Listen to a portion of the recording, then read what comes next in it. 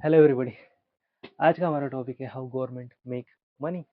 Government कैसे पैसे बनाती है, कैसे हम पर खर्च करती है और कैसे टैक्स के थ्रू हमसे पैसे वसूल करती है। ये हमारा आज का टॉपिक होने वाला है। तो स्टार्ट करते हैं कि गवर्नमेंट गवर्नमेंट हमसे टैक्स लेती है डायरेक्ट एंड इनडायरेक्ट टैक्सेस के फॉर्म में। डायरेक्ट टैक्सेस जैसे कि इनकम टैक्स होता है, जो हमारा न्यू टैक्स रिजीम है, जिसके अंतर्गत 12 लाख के ऊपर पर ईयर जिनकी सैलरी है सैलरीड प्रोफेशनल्स की, उनको टैक्स डायरेक्टली पे करना होता है टैक्स स्लैब के अनुसार सरकार को। 12 लाख के नीचे वालों को नहीं भरना होता है, उन्हें बाकी टैक्सेस भरने होते हैं। जैसे कि नेक्स्ट हमारा टैक्स है corporate tax. Corporate tax company भरती है गवर्नमेंट के लिए। गवर्नमेंट को कंपनीज पे करती है वो बिजनेस चलाने के लिए। ओके। थर्ड है कैपिटल गेन्स टैक्स, जिसके दो पार्ट्स है, short term capital gains and long term capital gains. जैसे ही आपकी कोई इन्वेस्टमेंट है शेयर्स में या फिर स्टॉक मार्केट में, तो अगर आपने उसे विद इन ईयर बेच दिया, 365 दिन के पहले बेच दिया खरीदने के बाद, और उस पर आपने प्रॉफिट कमाया, तो आपको उस पर शॉर्ट टर्म कैपिटल गेन्स मतलब 20% सरकार को पे करना होता है। और जो लॉन्ग टर्म कैपिटल गेन्स है, जैसे आपने कोई शेयर और स्टॉक मार्केट में इन्वेस्ट किया और उसे 1 साल के बाद बेचा आपने, तो फिर उस पर आपको 12.5% LTCG long term capital gains पे करना होता है, जो 12.5% होता है, जिसमें फर्स्ट 1.25 लाख पर आपको नहीं पे करना है। उसके बाद में आपने जितना प्रॉफिट कमाया उसके ऊपर आपको LTCG पे करना होता है। इसके बाद में आता है STT tax, security transaction tax, जो अभी न्यू टैक्स रिजीम में अभी कुछ दिनों पहले जो बजट आया उसमें बताया गया है कि STT बढ़ाया गया है, क्योंकि जो ट्रेडर्स है, जो ऑप्शंस एंड फ्यूचर्स में ट्रेड करते हैं, वो ट्रेड करना कम हो जाए, इसलिए उन्होंने उसमें टैक्स थोड़ा इंक्रीज कर दिया है। अगर आप कोई भी प्रॉफिट बनाते हैं या फिर सैलरी में कुछ भी अर्न करते हैं, आपको कुछ ना कुछ टैक्स गवर्नमेंट को पे करना ही पड़ता है। अब आते हैं इनडायरेक्ट टैक्सेस पर। इनडायरेक्ट टैक्सेस वो होते हैं जो हमारी जो प्रोडक्ट और सर्विस की प्राइस में ऑलरेडी इंक्लूड होते हैं। जैसे कि GST, goods and services tax, हमें गोल्ड परचेज पर GST भरना होता है। रेस्टोरेंट में आपको भी खाना खाने जाओ तो वहाँ पे भी आपको GST पे करना होता है। Okay. Custom duty on goods exported और इम्पोर्टेड, कोई भी सामान आप अगर दूसरे देश में इंपोर्ट या एक्सपोर्ट करते हैं उसके ऊपर आपको कस्टम ड्यूटी पे करना होता है, जो गवर्नमेंट का टैक्स है, जो आपको गवर्नमेंट को पे करना ज़रूरी होता है।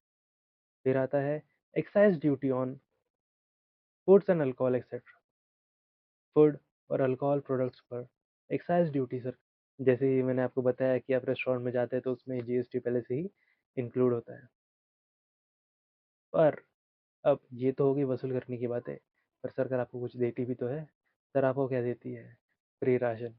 जैसे कि लोअर मिडिल क्लास या लोअर बैकवर्ड क्लास के लोग हैं, उनके लिए फ्री राशन देती है सरकार, जिसके लिए पैसा तो लगता ही है, जो टैक्स उन्होंने कलेक्ट किया है वो इस पर वो खर्च करती है। दूसरा वो क्या देती है? Free electricity. कुछ कुछ इंडिया में राज्य है, अपने स्टेट्स है, जहाँ पे फ्री इलेक्ट्रिसिटी मिलती है पब्लिक के लिए। फिर हेल्थ ट्रीटमेंट अंडर स्कीम्स, कुछ गवर्नमेंट की पॉलिसीज होती है, कुछ उन पॉलिसीज में फ्री हेल्थ ट्रीटमेंट सरकार स्पॉन्सर करती है। अगर उनके पास कुछ आयुष्मान कार्ड हो तो फिर उनकी जो ट्रीटमेंट है वो वेव ऑफ हो जाती है, सरकार उसे पे कर देती है, जो गरीबों के लिए होती है। फ्री एजुकेशन, कुछ सरकारी स्कूल्स होते हैं जहाँ पे एजुकेशन फ्री होता है लोगों बच्चों के लिए, तो वहाँ पे सरकार पैसा स्पेंड करती है। फार्मर्स के लिए, जैसे ही फार्मर्स कुछ जैसा कर्जा माफ़ी होता है, कुछ का फार्मर्स लोन ले लेते हैं अपने क्रॉप्स को ग्रो करने के लिए, पर जो उनके टेंशन की वजह से कि उन्हें लोन रीपे करना है, जिस वजह से काफ़ी फार्मर्स सुसाइड्स भी करते हैं, तो फिर उनको लोन रीपेमेंट ना देना पड़े, इसलिए वो सरकार उनके लोन्स भी माफ़ कर देती है, जो गवर्नमेंट का ऑब्वियसली एक खर्चा है। एवरी बजट, हर साल के बजट में सरकार को ये प्लान करना होता है कि हमें क्या-क्या सहूलतें और पब्लिक को देनी है या किस-किस भाग में टैक्स बढ़ाना है। तो उन्हें दोनों मैनेज करना होता है। उन्हें देना भी है क्योंकि पब्लिक ही उनका वोट बैंक है, अगर वो देंगे नहीं तो पब्लिक उन्हें वोट नहीं देगी। और सरकार कोई भी चीज़ शुरू तो कर सकती है पब्लिक को देना, पर उसे वापस नहीं ले सकती कि लोग फिर अनशन पे बैठ जाएँगे, बाहर आ जाएँगे घर के और मतलब प्रोटेस्ट करेंगे। तो आप सरकार कुछ दे सकती है, गवर्नमेंट को देना स्टार्ट कर सकती है, पर उसे बंद नहीं कर सकती क्योंकि लोग उसको फिर से माँगना शुरू कर देंगे।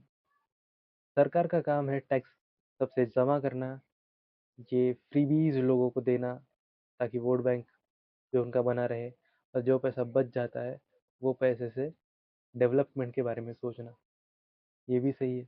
अगर सरकार को पावर में रहना है, तो उन्हें पब्लिक को कुछ ना कुछ देना ही पड़ेगा। ज़्यादा देना पड़ेगा, जो चीज़ें दे रखी है पहले से वो बंद नहीं कर सकते। और ये सब करते हुए देश के बारे में सोचना है, डेवलपमेंट के बारे में सोचना है और बाकी के पैसों से वो करना है। देना बंद भी नहीं कर सकते, लोग तो वोट बैंक है। देना बंद कर दोगे तो सरकार चेंज हो जाएगी, आप पावर में नहीं रहोगे सर। अगर गवर्नमेंट को पावर पे रहना है तो फ्रीबीज देनी है। अगर टैक्सेस के पैसों से अगर वो फ्रीबीज वो दे ना सके तो उन्हें ज़्यादा पैसे प्रिंट करने हैं। ज़्यादा पैसे अगर वो प्रिंट नहीं कर सकते तो उन्हें डेट लेना है। सरकार खर्चा करती ही रहेगी, डेट लेगी, नोट की ज़्यादा प्रिंटिंग होगी क्योंकि ये फ्रीबीज को वो फुलफिल कर सके। इन्फ्लेशन के चलते महंगाई बढ़ रही है। जैसे एग्जाम्पल के लिए 2000, सन 2000 में अगर 1000 रुपये में आपको ग्रॉसरीज खरीदने हैं तो समझ में आइए कि 18 से 20 आइटम आप उसमें से खरीद सकते थे। पर वही 18 से 20 आइटम खरीदना 1000 रुपये में आज के दिन होगा नहीं। इसी को इन्फ्लेशन कहते हैं कि अगर पहले कुछ 1000 रुपये में इतनी चीज़ आती थी और अभी उतनी चीज़ नहीं आती है तो रुपया कमज़ोर हुआ है। रुपया कमज़ोर हुआ इसलिए क्योंकि ज़्यादा नोट प्रिंट की वजह से, सरकार की डेट की वजह से।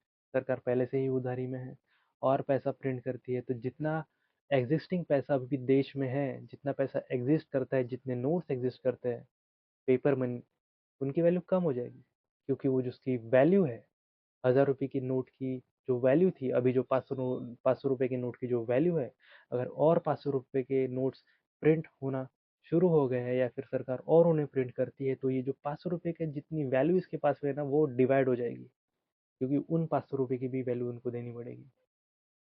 तो इसलिए वैल्यू डिक्रीज होते होते गई है और उसी के चलते इंटरेस्ट रेट इन्फ्लेशन का 8% तक पहुंच गया है। जैसे मैंने आपको बताया कि अगर गवर्नमेंट टैक्सेस को इंक्रीज करती है या फिर जो टैक्स स्लैब है जो 12 लाख अभी पहुंच गया है, अगर वो 12 लाख की जगह वापस वो 6 लाख उसको अगर ले आ गए तो फिर लोग प्रोटेस्ट कर देंगे। लोग सड़क पर उतर जाएंगे प्रोटेस्ट करने के लिए ड्यू टू ट्रेड डिफिसिट। जैसे भारत, हमारा देश एक्सपोर्ट ज़्यादा करता है, इंपोर्ट कम करता है, मतलब बाहर देश में सामान भेजता कम है, बाहर के देश के माल पर ज़्यादा डिपेंडेंट रहता है। जैसे कि क्रूड ऑयल, हम पूरी तरीके से यूएई पे डिपेंडेंट है।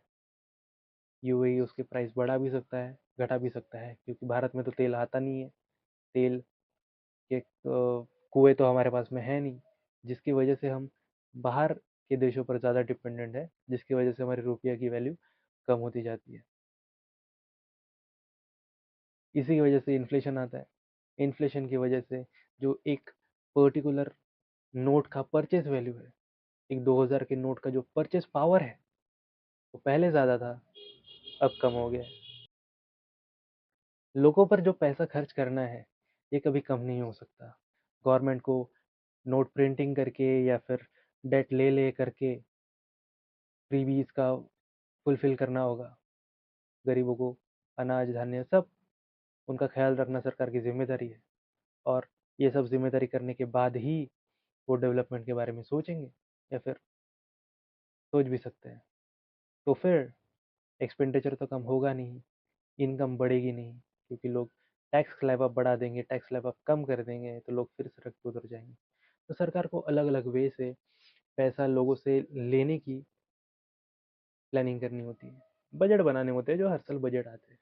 तो सरकार को यही करना है, एक्सपेंडिचर को थोड़ा कम करना है, टैक्सेस को थोड़ा बढ़ाना है, जिसकी वजह से नोट प्रिंटिंग ना हो सके, ज़्यादा डेट लाने ना पड़े और भारत को डेवलप कर पाए। इसी के साथ वीडियो को समाप्त करते हैं। मेरा नाम है प्रदीप चौरे। आपको वीडियो अच्छा लगे तो प्लीज़ सब्सक्राइब कीजिए, फॉलो कीजिए या फिर वीडियो को आप शेयर कीजिए। Thank you so very much. और याद रखिए, जैसे जैसे रुपी का वैल्यू कम होते जाता है वैसे वैसे गोल्ड का प्राइस बढ़ता रहता है। Thank you so very much. Thank you.